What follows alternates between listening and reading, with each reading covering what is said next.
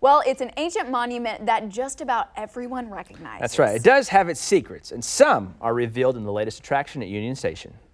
Tell us a little bit what we as Kansas Cityans need to know about Stonehenge before we come visit the exhibit. Well, Stonehenge is a global icon. I mean, everybody wants to go there. It's on their bucket list.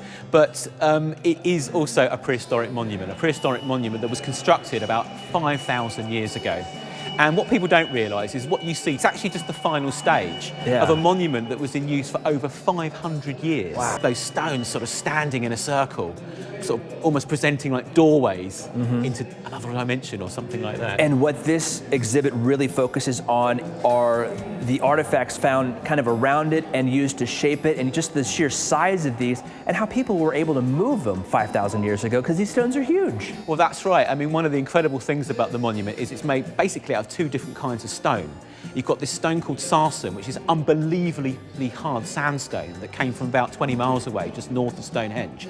So they dragged those stones across Salisbury Plain to construct the outer circle of stones. But then inside there's some smaller stones, which are still weigh a couple of tons each, some of them. They came all the way from West Wales, which was about 150, 160 miles away. Wow. And they were transported to the monument about 5,000 years ago.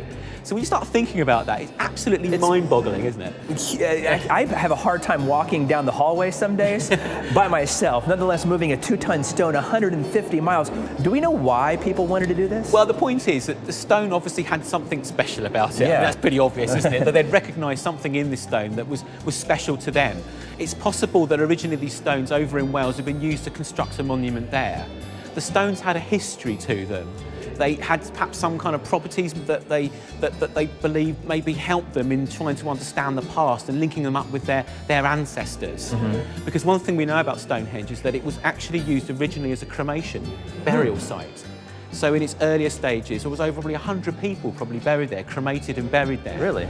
And there may be some links in terms of the use of the site to worshipping the ancestors. And it's possible that these stones help to achieve that. Fascinating. And then as you grew up near there and now live close to Stonehenge over in the UK, what is the one thing that you want Kansas Cityans to take away after they come visit this, get a better understanding of it? There's a couple of things. I think the first thing is that this monument sits within a really rich archaeological landscape. A lot of people think of it just as this pile of rocks, but actually it's surrounded by hundreds of archaeological sites dating both from before Stonehenge and after Stonehenge. I think that is so important. Archaeological sites don't sit in isolation.